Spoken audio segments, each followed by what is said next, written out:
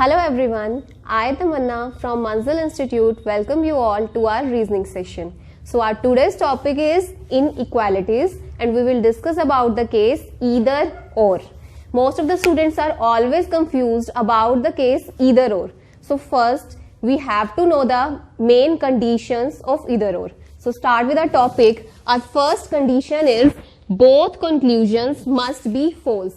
यानी कि अगर हमें किसी दो कंक्लूजन्स में इधर और लगाना है तो वो दोनों कंक्लूजन्स क्या होने चाहिए, फॉल्स होने चाहिए.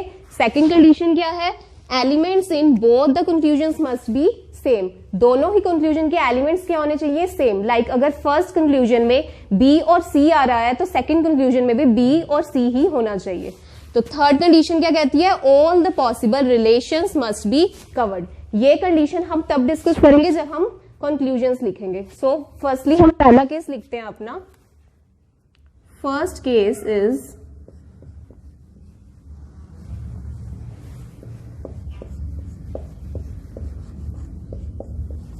मैंने यहां पे दो कंक्लूजन्स लिखे हैं. फर्स्ट कंक्लूजन क्या लिखा है, ए इज ग्रेटर देन सी, और सेकंड कंक्लूजन क्या है, ए इज इक्वल टू सी. सबसे पहले हम चेक कर लेंगे कि दोनों कंक्लूजन ट्रू है या फॉल्स है.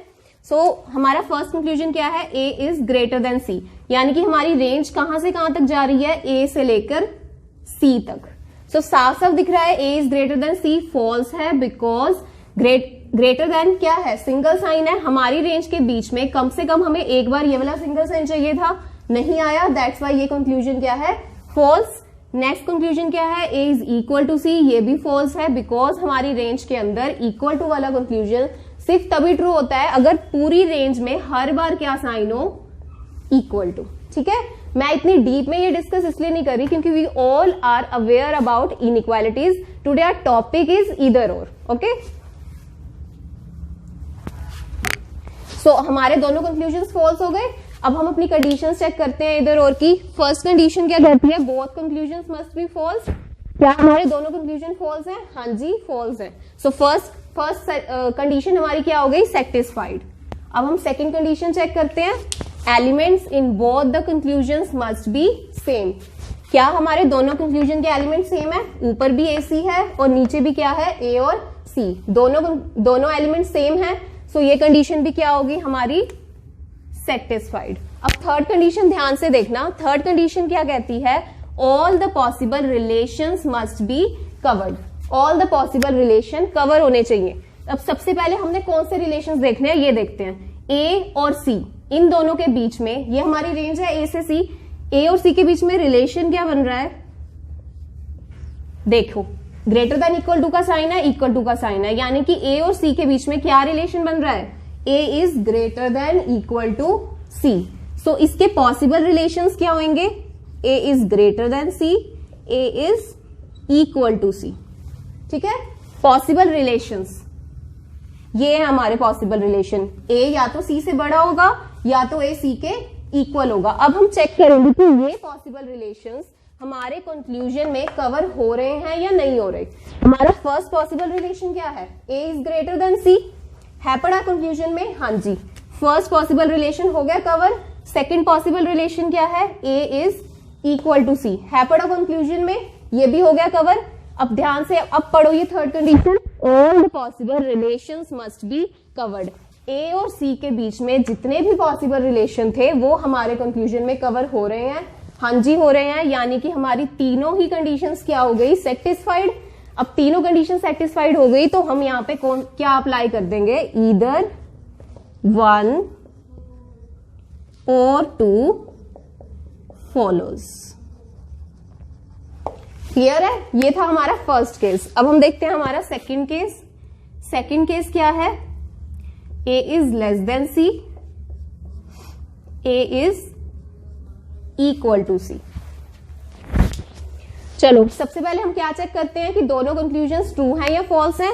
A is less than C, ए और सी के बीच में हमें लेस देन का साइन चाहिए था कम से कम एक बार, क्या आ रहा है, नहीं. सो ये क्या है, false. A equal to C false है, अभी पीछे ही बताया था मैंने क्यों फॉल्स है. ठीक है, अब हम कंडीशंस चेक करते हैं. Both conclusions must be false, हाँ जी दोनों कंक्लूजन्स फॉल्स हैं. सेकंड क्या था, element must be same, elements भी सेम है. थर्ड क्या था, all the possible relations must be covered. A और सी के बीच में हमारी स्टेटमेंट में पॉसिबल रिलेशन ये थे, ए इज ग्रेटर देन सी और ए इज इक्वल टू सी। अब हम चेक करेंगे क्या कंक्लूजन में ये पॉसिबल रिलेशन कवर हो रहे हैं। ए इज ग्रेटर देन सी, क्या हमारे कंक्लूजन में कहीं आपको ए ग्रेटर देन सी दिख रहा है? नहीं दिख रहा, यानी कि ये वाला पॉसिबल रिलेशन तो कवर ही नहीं हो रहा। थर्ड कंडीशन नहीं हुई सेटिस्फाई, तो यहां पे हम इधर और अप्लाई नहीं करेंगे। इधर और तभी अप्लाई होगा जब हमारी तीनों कंडीशन सेटिस्फाई हो। थर्ड कंडीशन सेटिस्फाई नहीं हुए, दैट्स वाई यहां पे हम क्या लगाएंगे, neither one nor two follows. Clear है? अब हम अपना नेक्स्ट केस देखते हैं। नेक्स्ट केस क्या है, A is greater than E, A is less than equal to E. अब ध्यान से देखना, ये केस फॉल्स है। अब हमारी रेंज कहां से कहां तक जा रही है, ए से ई तक, पर हम यहां पे देखते हैं कि ए और ई के बीच में क्या आ गया, pair of opposite science. Opposite science का पेयर आ गया। जब भी दो एलिमेंट्स के बीच में ऑपोजिट साइंस आ जाते हैं तो वो कंक्लूजन क्या होता है, क्या कंक्लूजन होता है, फॉल्स। हमेशा याद रखना, जब भी रेंज के बीच में ऑपोजिट साइंस आ जाते हैं तो उस एलिमेंट्स पे जो भी कंक्लूजन होगा वो ऑब्वियसली फॉल्स ही होगा, डेफिनेटली फॉल्स होगा।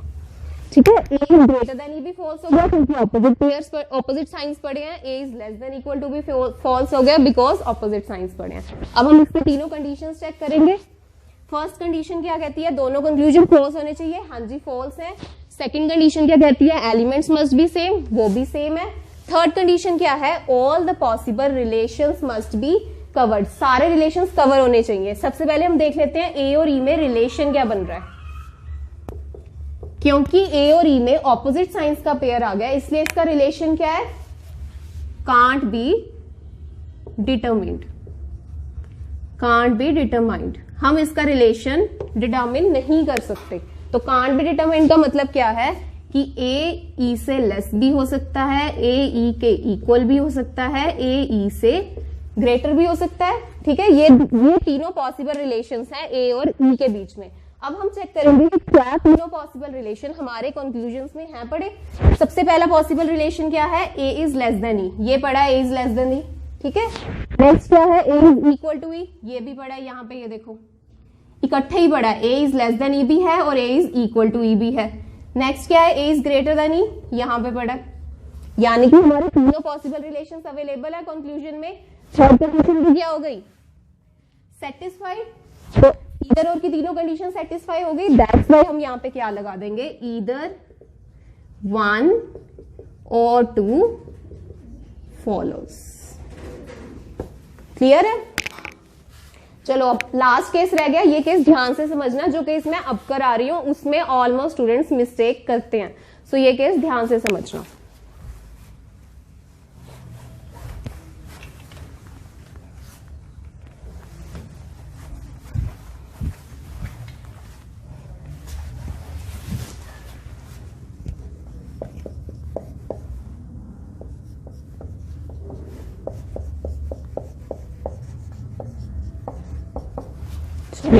सबसे पहले चेक कर लेते हैं कंक्लूजन ट्रू है या फॉल्स है। ए और ई के बीच में क्या था, ऑपोजिट साइंस है, दैट्स व्हाई कंक्लूजन क्या है, फॉल्स। ए और ई के बीच में ऑपोजिट साइन है, कंक्लूजन क्या है, फॉल्स। सो अब हम अपनी कंडीशंस चेक करेंगे। फर्स्ट कंडीशन क्या है, both conclusion must be false, दोनों फॉल्स है। एलिमेंट्स मस्ट बी सेम, वो भी सेम है। थर्ड कंडीशन क्या है, all the possible relations must be covered. Just अभी पीछे हम पॉसिबल रिलेशन लिख के आए थे ना कि ए और ई के बीच में क्या रिलेशन बनता है, can't be determined, that's why इसके बीच में क्या रिलेशन बन सकते हैं, A is less than E, A is equal to E और A is greater than E. चलो अब हम चेक करेंगे कि क्या ये तीनों रिलेशन हमारे कंक्लूजन में पढ़े हैं। ए इज लेस देन ई, हाँ जी ये पढ़ा है। ए इज इक्वल टू ई, ये भी पढ़ा है। ए इज ग्रेटर देन ई, ये भी है पढ़ा। अब देखो थर्ड कंडीशन भी सेटिस्फाई हो गई, तो हम क्या सोचते हैं कि हाँ जी तीनों कंडीशन सेटिस्फाई हो गई है, तो यहाँ पे हम इधर और अप्लाई कर देते हैं। बट ऐसा नहीं होता, ये एक इकलौता एक्सेप्शनल केस है जिसमें बेशक तीनों कंडीशन सेटिस्फाई हो रही हैं बट स्टिल स्टिल यहाँ पे ईदर और नहीं लगता, नीदर नोर लगता है। अब ध्यान से सुनना, ऐसा क्यों है कि तीनों कंडीशन सेटिस्फाई होने के बावजूद भी हम यहाँ पे इधर और क्यों नहीं लगाते। अब देखो इधर और का मतलब क्या होता है कि या तो पहला कंक्लूजन फॉलो होगा या तो दूसरा, यही मतलब होता है कि या पहला होगा या दूसरा। अब देखो पहले वाला क्या कहता है कि ए ग्रेटर देन ई हो सकता है, ए इक्वल टू ई हो सकता है। दूसरे वाला क्या कहता है ए लेस देन ई हो सकता है और ए इक्वल टू ई हो सकता है। अगर अब हम इधर और के कंसेप्ट को देखें तो इधर और कहता है कि या तो पहला फॉलो होगा या दूसरा।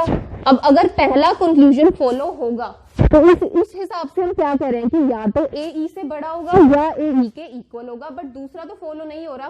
और दूसरे में भी तो यही लिखा हुआ है कि ए ई के इक्वल है। एक तरफ से तो हम कह रहे हैं कि पहला फॉलो होगा दूसरा नहीं होगा, और अगर पहला फॉलो हो रहा है वो भी यही कह रहा है कि ए ई के इक्वल है, दूसरा वाला भी यही कह रहा है कि ए ई के इक्वल है। यानी कि दो कॉन्ट्राडिक्ट स्टेटमेंट बन जाती हैं। एक तरफ हम कहते हैं कि ए ई के इक्वल हो सकता है, एक तरफ हम कहते हैं कि नहीं हो सकता। यहाँ पे दो कॉन्ट्राडिक्ट स्टेटमेंट्स बन जाती हैं, दैट्स वाई यहाँ पे ईदर और नहीं लगता। ठीक है, यहाँ पे हमेशा क्या लगेगा, neither one nor two follows. तो अब आपने कंफ्यूज नहीं होना, आप पेपर में बस इतना ध्यान में रखना कि अगर हमारे दोनों कंफ्यूजन्स में इक्वल टू आ जाता है दोनों में ही, तो वहां पे ईदर, बेशक वहां कंडीशन सेटिस्फाई हो जाए, ईदर और नहीं लगाएंगे, बिकॉज दोनों में इक्वल टू आने का मतलब है कि कॉन्ट्राडिक्ट स्टेटमेंट्स क्रिएट हो जाती हैं। ओके, सो होप सो आपको अब ईदर और का कंसेप्ट अच्छे से समझ आ गया होगा। अगर आपको ये वीडियो अच्छी लगी then like it and share it and stay tuned for more such videos. Thank you so much.